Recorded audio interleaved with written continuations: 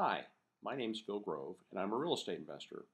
And we're here to talk about the different strategies that are available to homeowners for selling a home. Now, I work with other real estate investors and realtors all across North America, and together we collectively offer pretty much every solution you can imagine for buying or selling real estate with just about any seller in just about any situation. And we're going to go through in this brief video all of the different options and trade-offs that a homeowner today has for selling a home. And hopefully this will allow you to make a better decision as to which option would be best for whatever your situation is. Now, I can tell you that I've worked in a lot of different real estate transactions with a lot of different buyers and sellers, and I know a little bit about real estate. One thing I know about selling a home, for example, is pretty much everybody wants exactly the same thing. Everybody wants to sell their home as quickly as possible, and everybody wants to sell their home for as much as possible. And I can certainly understand that. I'm just like everybody else. But the truth is, when you sell real estate, it doesn't always work out that way. I always like to say that selling real estate, selling a home these days is kind of like winning the lottery, right? You can get the $1 million, but they pay you out over time. Or you can say, I want the lump sum, I want it right now, and you get it right now, but it's a lot less than $1 million. And when you sell a home, you've got a lot of different ways you can sell the home too. Some of them are quick, but you get less money. Some of them you get more money, but it takes time. Now, fortunately, there are many different strategies in between as well, and some creative strategies as well. So we're going to go through all of the different options that today's homeowners have to sell a property so that, again, you can see what the different options are and make an informed decision as to which option might be the best for you and your situation.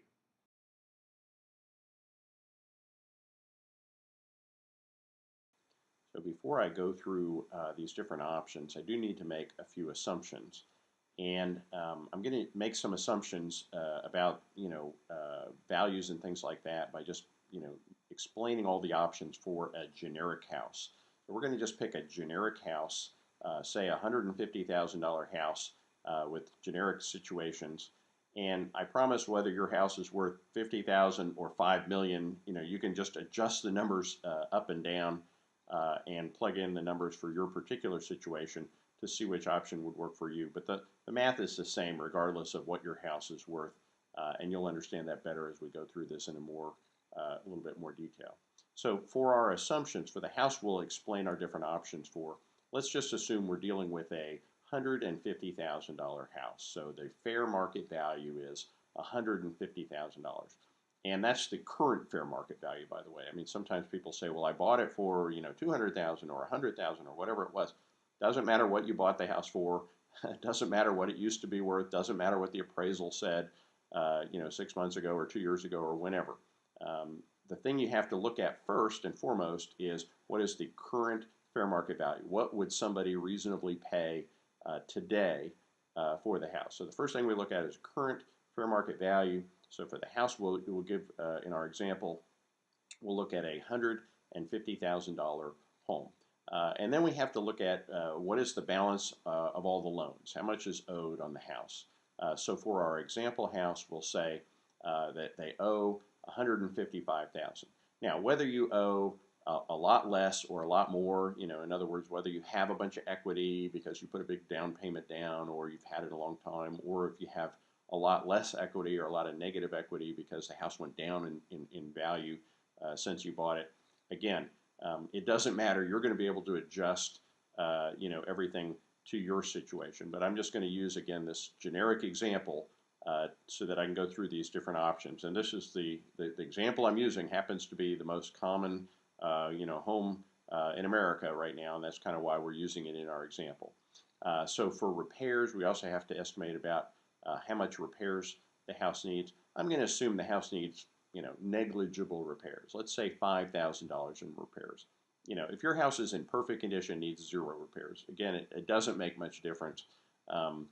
It's pretty uncommon nowadays that I don't see a buyer that after they do their inspection finds at least $5,000 worth of repairs. They always want, new carpeting or, something fixed or whatever. So $5,000 repair allowance done by a buyer would be pretty much cosmetic, pretty negligible.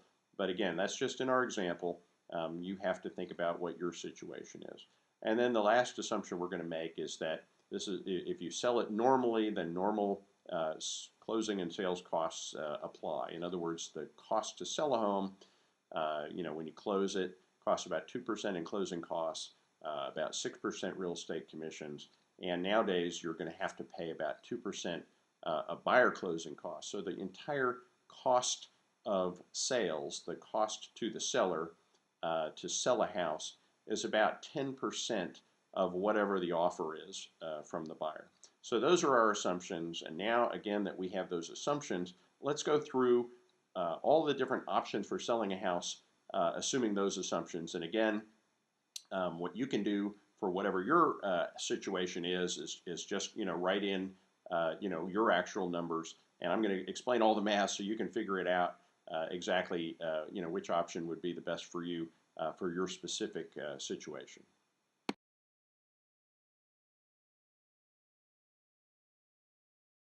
The first option we're going to talk about is selling your home to a cash buyer. If you want to sell your home quickly, and most people do, one of the very fastest ways to sell a home is to a cash buyer.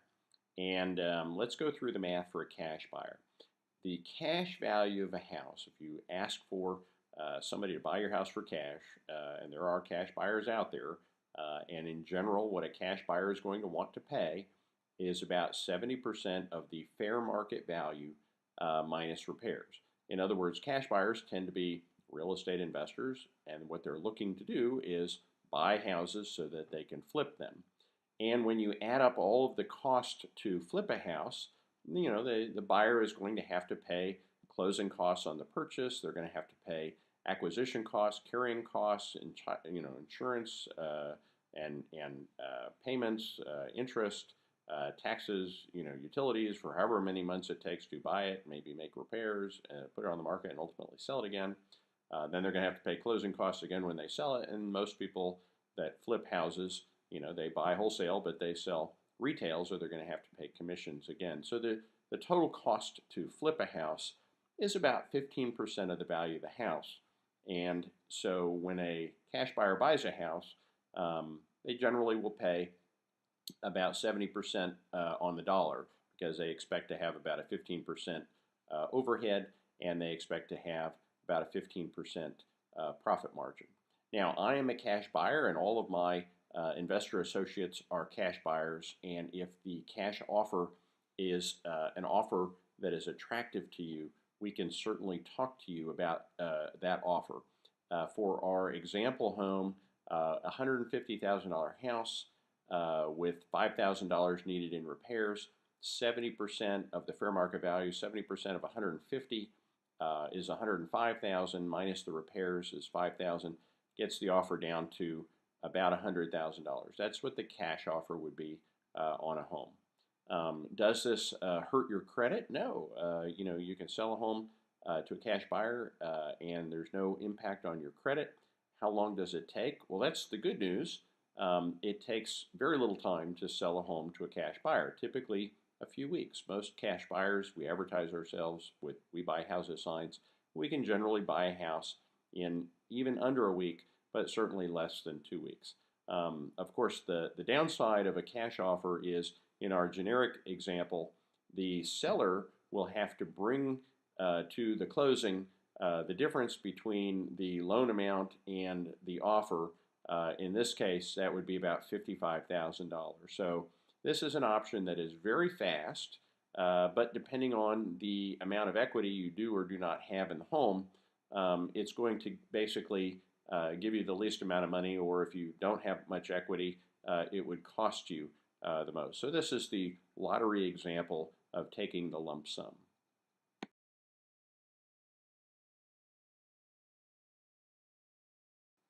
The next offer we're going to discuss is listing your home traditionally with a realtor. I work with a number of different realtors, and we can certainly find a realtor to help list your home. And when you list a home, here's what you can expect. And again, we'll go through this for our generic house.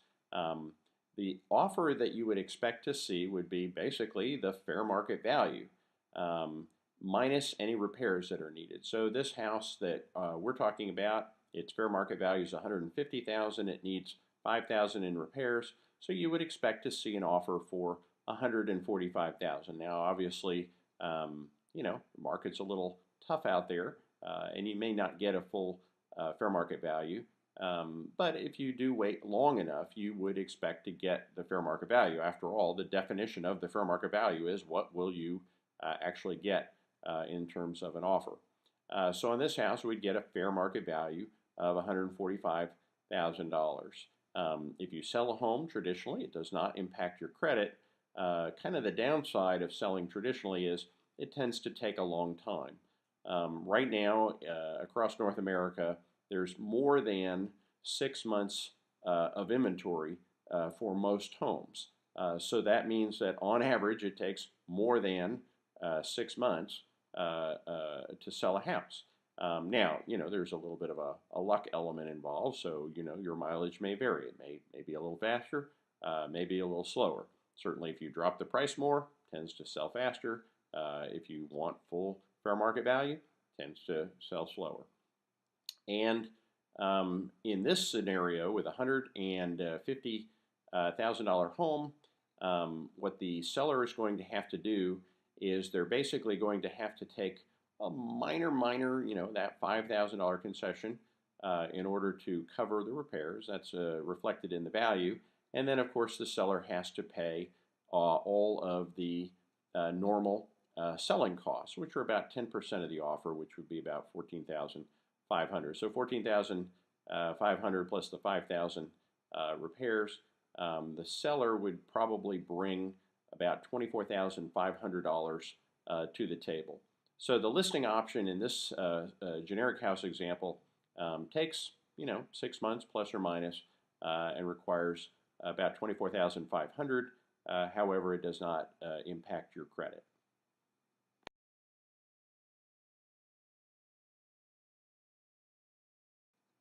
Our next option for selling the home is using a strategy called a short sale. And I do a lot of short sales. My company's actually done over 1,000 short sales, and we can certainly help facilitate a short sale for you if this is the best option for your situation. Let's go through kind of what a short sale would look like for our generic home example. Typically, when somebody buys a short sale, it's a little bit more, tricky than buying a regular house. So typically a short sale would sell for about 90% of the fair market value minus the cost of the repairs. So in our example here, you'd sell a house with a short sale, you would expect to see an offer of around $130,000. Again, could be higher, could be lower, but that's pretty typical. Now the downside about a short sale is it does have an impact on your credit. Whether it works or not, you're going to get a big credit hit. And unfortunately, about 50% of short sales are denied or never actually sell or ultimately result in foreclosure. So you got about a 50-50 chance of a foreclosure, but it will hurt your credit pretty badly either way. How long does a short sale take? Short sales take a long time. Typically 6 to 9 months, could be longer. We actually just finished one that took 17 months. It can be a little faster too. There's an element of variability and luck involved. And the good news though is that a short sale actually the seller doesn't have to bring any money to the table. Now there are a few caveats to that. When you do a short sale, you can get a deficiency judgment. In other words, the lender could actually sue you for the loss. They're going to take a loss, a pretty significant loss, because of mathematical things, beyond the scope of this discussion here. They could actually sue you for up to the full value of the loan. You can also get 1099 statements from the lenders. This could mean you have additional tax liability, and there's a number of other, credit and monetary considerations as well. But in general, this is what a short sale looks like: 6 to 9 months, 130,000, and the downside is it hurts your credit, and there may be other financial concerns as well.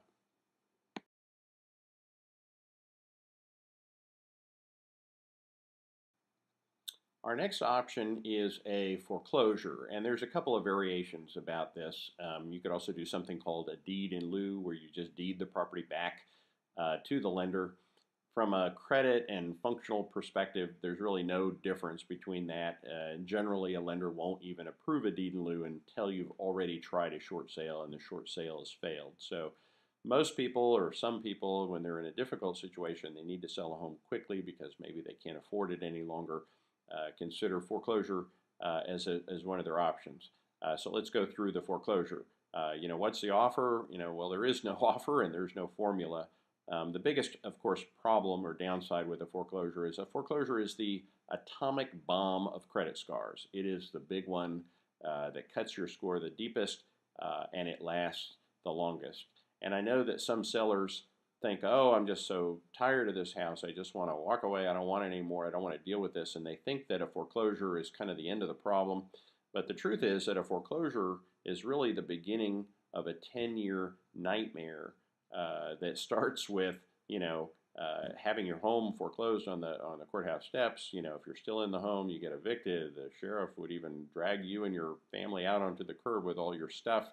Most people move out before that. But then you have a decade of creditors calling, dealing with deficiency judgments, tax implications, not being able to get a credit card or buy a car, and some jobs will even be affected by your credit standing. In other words, some people even have trouble getting employment after foreclosure. So I guess the bottom line is I would really strongly recommend that a foreclosure is not a very good option, but it is one of the considerations that some people have. Not most, but some people have, depending on their individual circumstance when they're selling a home. The good news about a foreclosure is, right, it doesn't cost you anything, but like a short sale, there can be deficiency judgments, 1099s, and a variety of other financial and credit implications.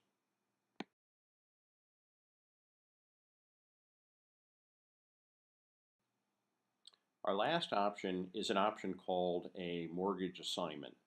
And a mortgage assignment is basically where the seller assigns their mortgage payments to a buyer in exchange for transfer of ownership. In other words, the buyer is going to make the payment on the seller's loan going forward. Now, I do want to explain this is not a loan assumption. A loan assumption is when the lender transfers the loan from the seller to the buyer. And virtually no loans are assumable, and lenders generally don't approve loan assumptions. They would have to requalify the buyer. However, an assignment is a little bit different. An assignment is only approved by the seller, and the seller gets into a contractual agreement with the buyer where the buyer is now responsible for making the payment on the existing loan in exchange for ownership. When you sell a home with a mortgage assignment, just like any type of an owner financing situation, because lending is difficult now because loans are at a premium, when a home comes with a loan, generally that home will sell for a premium. It will sell faster and it will sell for more money. So the fair market value of a home that comes with financing is basically the loan balance. So in this example with our generic house, you would expect to get an offer for $155,000. Is this impact your credit? No. How long does it take? Typically 2 to 6 weeks. Mortgage assignments or selling homes with financing in this way goes down pretty quickly. In fact, we have hundreds and hundreds of buyers, in fact, nationally, thousands of buyers that already are wanting to buy houses this way. So we can basically match these buyers up with these homes in a very, very quick fashion. And of course, the good news with a mortgage assignment is you don't have to bring any money to the table. In other words, it's actually the buyer that's paying all of the closing costs in these transactions. So those are the 5 different options that you have when you're selling a home. We'd be happy to kind of explain your particular situation and see which option might be the best fit for you.